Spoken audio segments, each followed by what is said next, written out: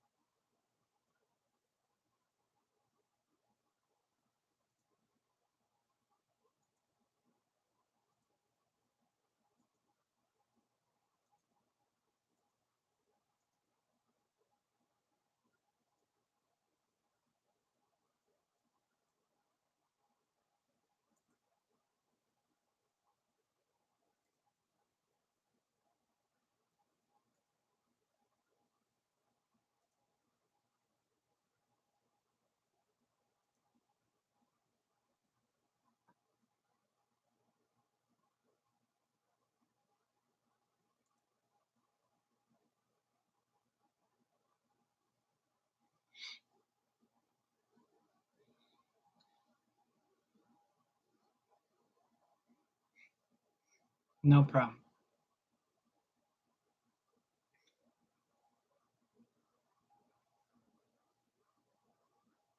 Welcome to the room.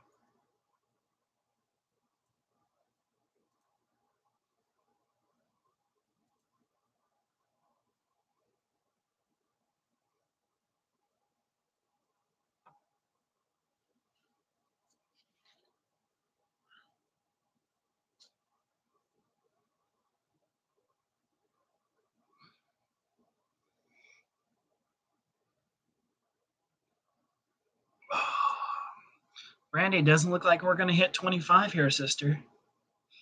It's a very sad thing. I was looking forward to doing readings tonight for a room.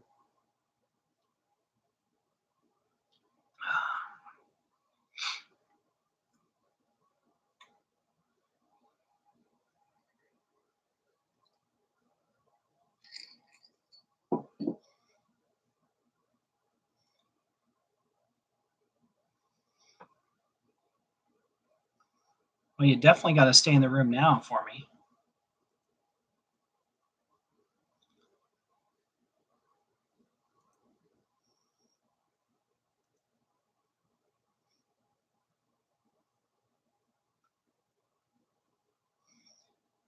I know lots of people are with family, okay?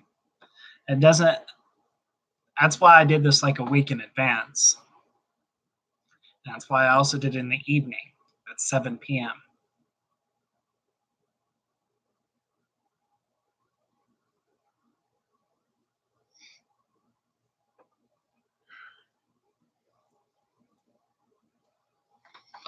I I appreciate that. No little ones for me to be a father for though. I teach. I mean that I guess that could make me a father just by definition, I suppose, but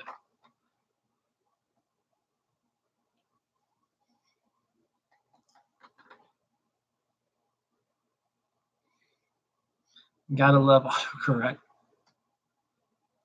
You're H3 happy. H3 happy.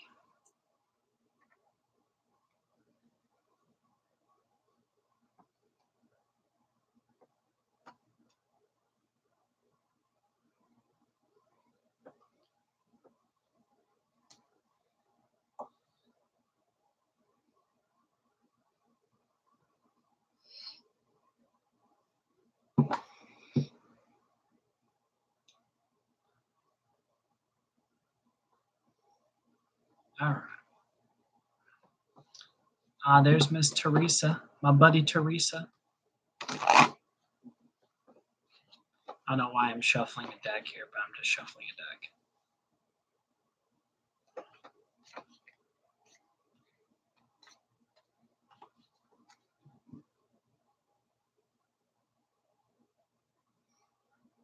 $20 more to goes.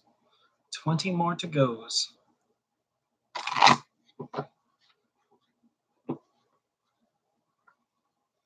I'm surprised Albert Shu isn't in here. That surprises me.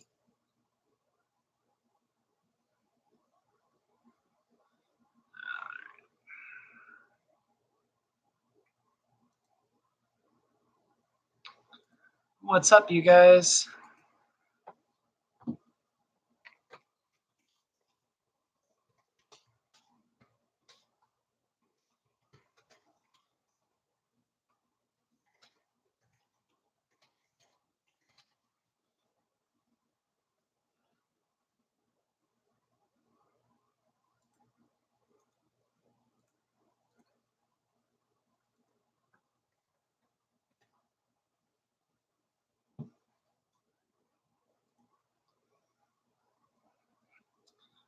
I am exhausted, Teresa. I did Pride Parade this morning, and then I walked around downtown, walked through the actual vendors and stuff like that.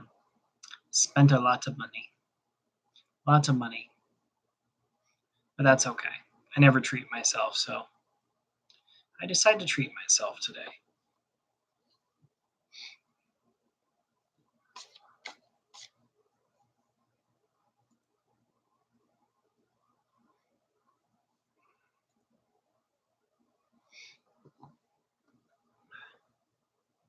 How was Castle Rock on Saturday? Did you go to it?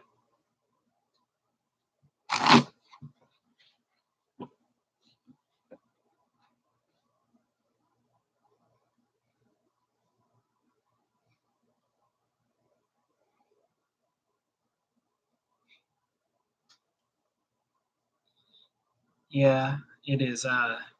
It's a little out there for me, coming from North Aurora. But hey, whatever. Had I not done, had I not planned on doing Pride Fest today, I probably would have gone yesterday.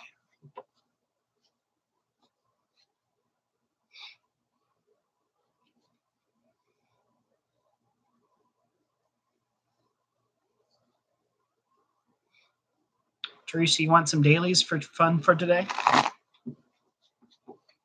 Let me draw a couple dailies for you.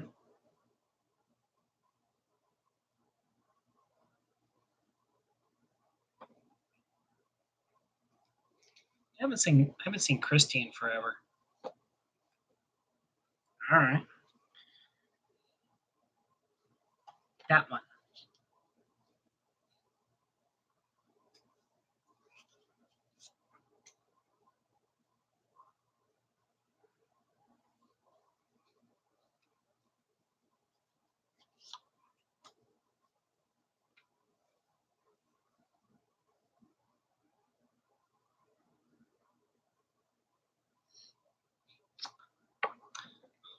You got Miss Moon here, and the good old Nine of Wands.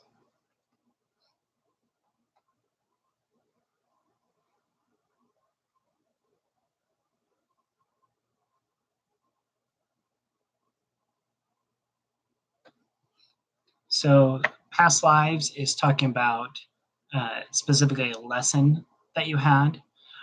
That is what this is referring to. So, it's talking about seeing the lesson that you're asking, that you're kind of going through now. The reason that it's coming up here is because you did it previously in a past life, and it's what's got you on edge right now. So it's almost a little bit of a point of just kind of this being something that's got to be pounded in because it's happened before.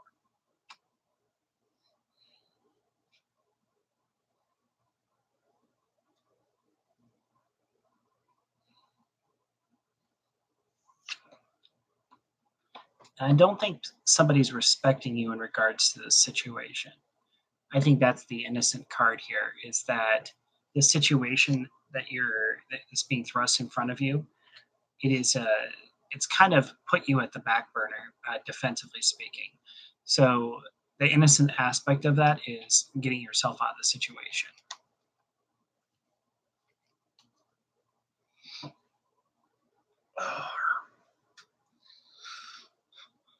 What do you think, guys? Do you want to start now? Do you want to wait? What do you want to do?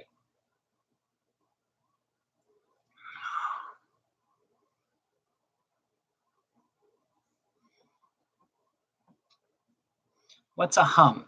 What are we humming? Are you humming me? Are you humming the daily cards I drew for you? What are you humming?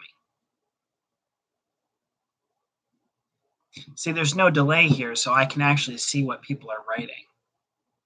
The awesome joys of technology. It's not like before where there was a 5-minute delay.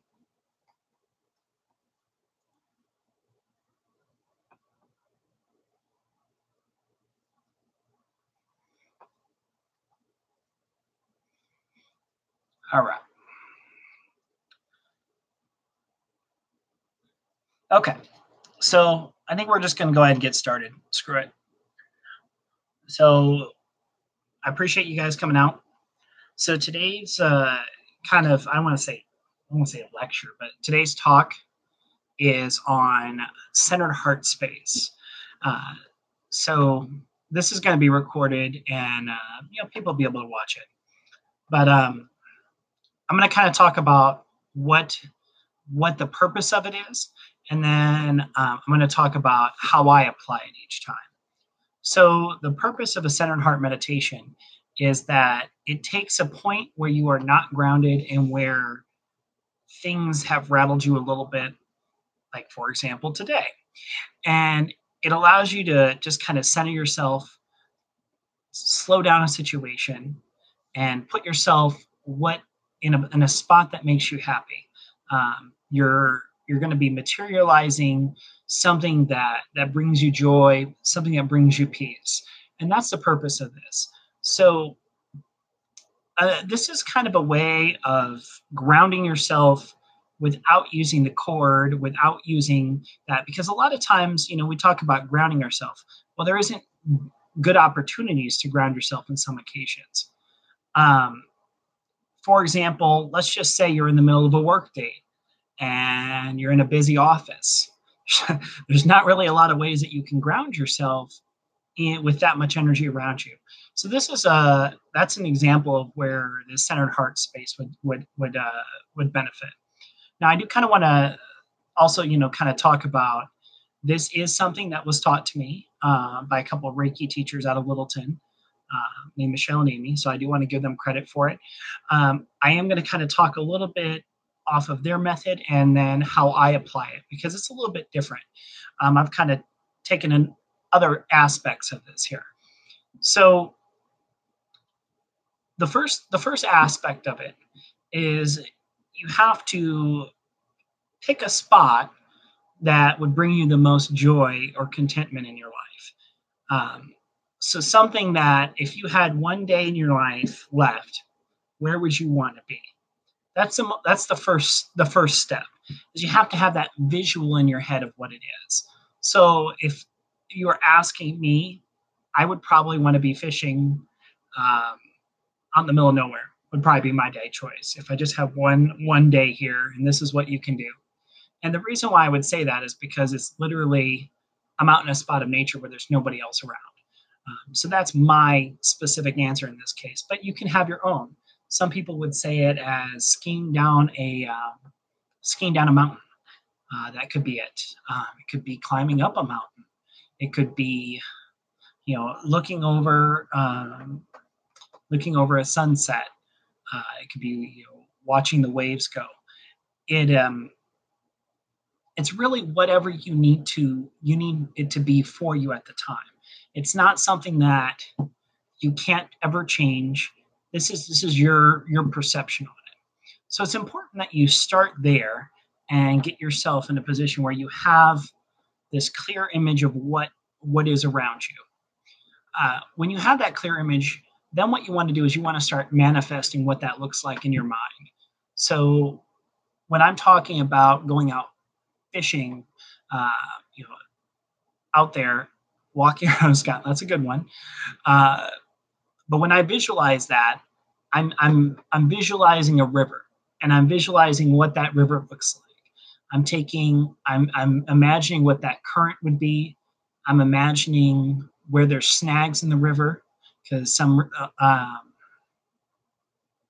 rivers have a bunch of logs in it. But I'm getting a visual of what I would see if I was physically there. That's the second step to this here. So once you have your spot and you start to visualize that physical aspect of, this is what that screen looks like in my mind, then you want to start really analyzing, what colors are you seeing? You want to analyze what does that mean to you? What color is appearing here, and why does that bring you peace? It's really important that you realize why this is that moment for you. Maybe it's because you're out somewhere where there's nobody else around and you can scream and nobody will hear you for miles. Maybe it's just because it brings you peace, with just simple wave of the water. That could definitely be an example as well. So those are the first three real steps you want to do. Is you want to identify the place, you want to kind of identify the basic shapes, what you're looking for, and then the third is you want to start putting colors into it. And you want to not only see a picture, but you want to have that visual of what things look like on there. The fourth thing is you're going to want to close your panoramic view. In other words, you want to look out straight in front of you, not to the side, not to the left. You want to visualize that picture in front of you. You want it to be in the center because that's your connection with spirit. This is very, very difficult to do if you've never done this before because you have to slow your brain down. And what's the one thing that when we're really, really amped up, we want to do is we want to continue to think about a situation or we continue to do this. The center heart space is saying, no, slow down, go back here. Why does this make you at peace? Go with it there. So that's the fifth step here is you have to take that moment and you have to visualize it in front of you and make it that primary point of your focus. So once you've done those things here, the sixth step is to remove everything that is any other human being in that picture. You want it to be just yourself because you want it to be that connection that you have with spirit up above. So it's very important that if you have anybody else that appears in this with you, you send them on. You take ownership of it and you make sure that you make it just you and that picture in front of you and spirit. That's it. So when you go through this and when you're able to kind of have that front and then eliminate that, then what you're going to really want to do is you want to go back and kind of recap, your senses, your wheres, your whys. What am I seeing? What am I smelling? What am I tasting? Could be something that could be a sensory thing. And it's really important that you make a note of this, either through like a journal or just a mental note here. Make it like a log of this is what I see when I do this. And the reason why you want to do that is because that's the message that Spirit's trying to send you for being in that spot. So, for example, if you're smelling, let's just say uh, you have a picture where you're out in the middle of the mountains or what have you, and all of a sudden you smell fresh flowers. That is Spirit's way of saying this is a beautiful smell. This is where you need to be out at. This is where you're connected to most, to your awareness, to your smells in these circumstances. So that's the basic gist on it. Now, what's really important though is making sure before you go into the center heart meditation, make sure that you slow down your breath and you slow down your brain before you attempt it. Because you don't want to go from 100 to a 0 meditation point because your brain isn't going to do that. If you take some time and really kind of focus on lowering that brain wave and lowering, what uh, your speech is, where your anger is. If you take that second and you slow it down, it's a lot easier for you to get to that center heart space. Now, the point of journaling in this is because you're going to see little bits of your picture, and it's going to show you some messages that you need to hear. It's also going to strengthen your communication level with your crown chakra and being able to get into that deep meditative moment to where your third eye is available to receive messages. So that's kind of what we were talking about here today. And, I kind of described just the basic gist of why you would do this here. But what I want to do is I want to open it up for some questions at this point. So if you guys want to kind of throw out, just some questions that you have or, comments, you're more than welcome to do that. I want to make sure we open it up for a little bit before I continue.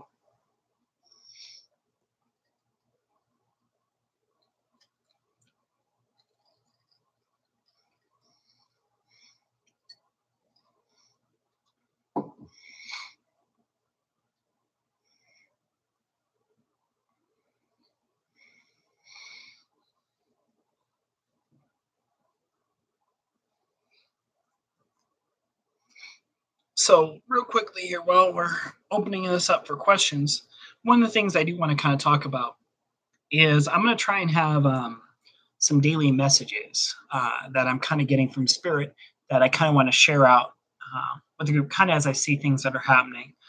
It's going to be one of the things that I am going to do on my channel.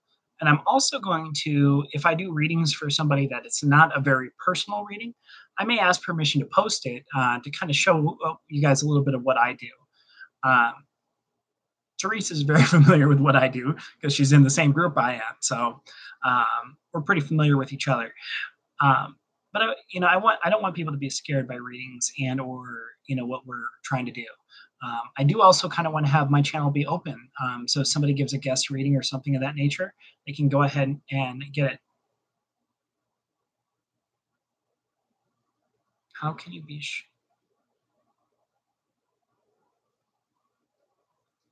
Well, I think you have to slow yourself down, Brittany. So if you I agree. I agree. Um, Meditations are not easy to get into, and there are times where they cannot be.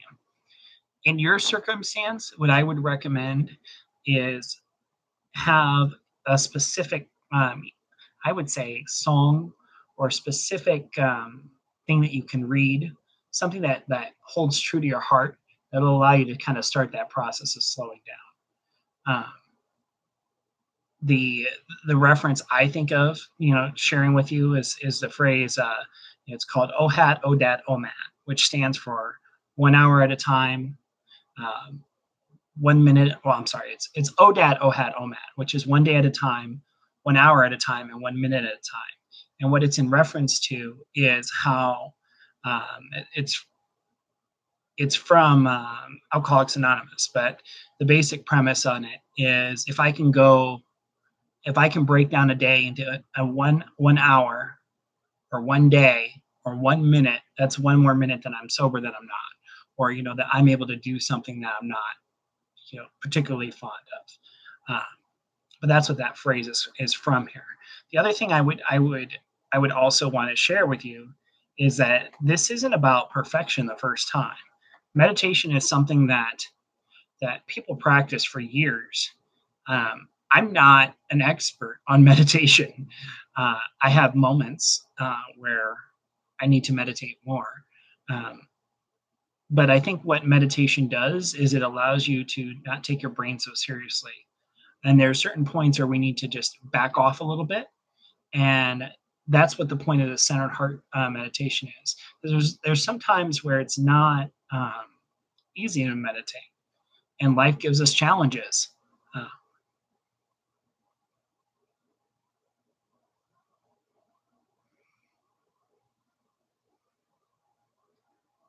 Mantras are really good too. Affirmation mantras, they're really good, especially if you're struggling with emotion or value for yourself. Mantras are awesome.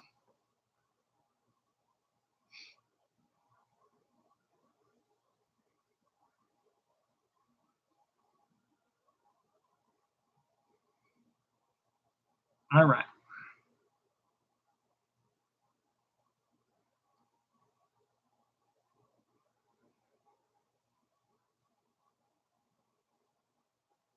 Okay, so how can you be sure what you want? Are you asking how you know what the cards are trying to tell you? Is that what you're asking me, Brittany?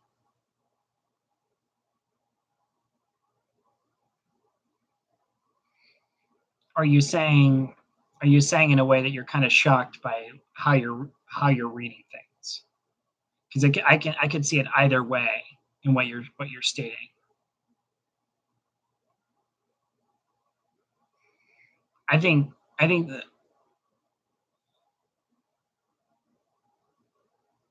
mhm. Well, it's important that you realize that, Brittany, because there's a lot of people who've been readers, uh, and I guarantee you, Kay and Teresa can both verify this with you. There are people who've been reading for 20, 25 years that are not centered when they give you readings, and it's rather uncomfortable. Those are the readings where you're like, huh, you told me I was going to have kids and I don't even have a girlfriend. Okay. Hmm. Yep. You told me my dog's going to die and I live alone. Yep. Okay. That's good. Hmm. Yeah. Good times. My personal favorite along those lines, just to tell you guys a fun story, is I once had somebody tell me my mom was going to die 5 days before I went to go see her. Now, one thing I should throw out in the room is that my mother has multiple sclerosis. So um, when somebody tells you that your mom's going to die and your mom is disabled and has multiple sclerosis, your brain tends to go into freak out mode pretty quick. So basically, when I heard this news, I kind of passed out, just straight out passed out after I got the reading. Uh, it's a good story of Denver folklore. But anyway, I went home 5 days later, and it ends up that my mom was in the best shape that she had been in about 15 ish years. She started going to a gym. She looked healthy. She had much more color in her face, and she's healthiest I've seen her in a long time. That is an example of not grounding yourself before you give a reading, because I respect the person that gave me that reading as a reader, but they were not grounded. Yeah, good times. But anyway,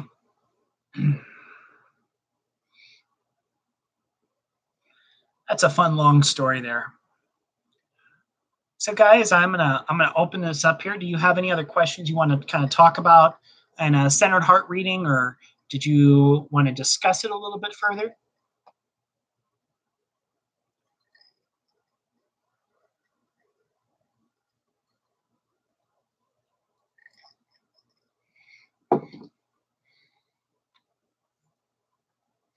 I do agree, though, because we did this on Father's Day, it was not the greatest timing in the world. Um, well, that's my fault. I should have done this last night, but that's okay. Oh yeah, she's doing awesome. My parents are both incredibly. Uh, I'm trying to think of the way of describing it. Tough cookies. They're tough as nails. My dad's 63, works a full time job, works about 60 hours a week. My mom has the physical gambit that she has. She also has the same bone disease I have, and she still works full time. Excuse me. And she still manages to do other stuff on the side. She does a lot of volunteering. She loves to sing. Um, she's a tough. She's my rock. Uh, One of the toughest women I know. But yeah. Anyway, so what we're going to do is I'm going to go ahead and end the stream here at this point because we've talked about it. Um, I will tell you that next week's class is going to be on picking a tarot deck for the first time. We're going to kind of discuss some techniques on that.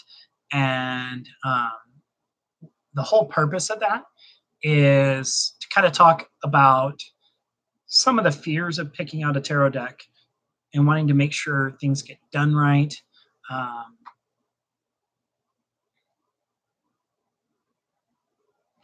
yeah, you're good here.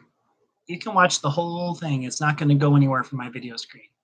Um, but the whole point of picking out this tarot deck is, we want people to realize that tarot cards are not something to be afraid of. Uh, they're a tool. They're a divination tool, which is one of the reasons why I'm going to talk about how to use a pendulum, and I'm going to talk about how to use basic methods to raise your abilities and realize what is good, not so good on that front. So I I really kind of want to thank you guys for coming out here and supporting this. I know the timing sucked on it, but this is kind of the reason why I'm going to do these live videos. Is I want to be able to kind of share what what I hope for this group. And what I hope for this group is to have, 100 different readers that are able to interject and help out. And if somebody really needs a message, giving them a message.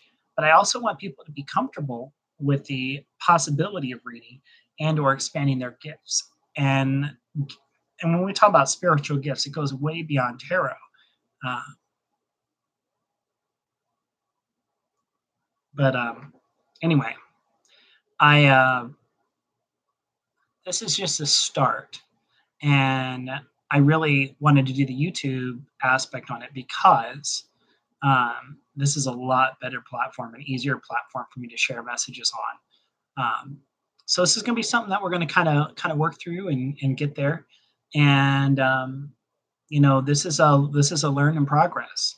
Um, One of the things I do plan on doing over the next couple months is I do plan on having people over to channel messages together. I have a lot of people in the Denver area that I respect that I'm going to really uh, push towards joining me and sharing some messages. So anyway, I want to wish you guys love and light. 7:30 exactly in my book. So I'm going to go ahead and call it for today. But you guys be safe and enjoy the rest of your Sunday. Take care. Love and light, y'all.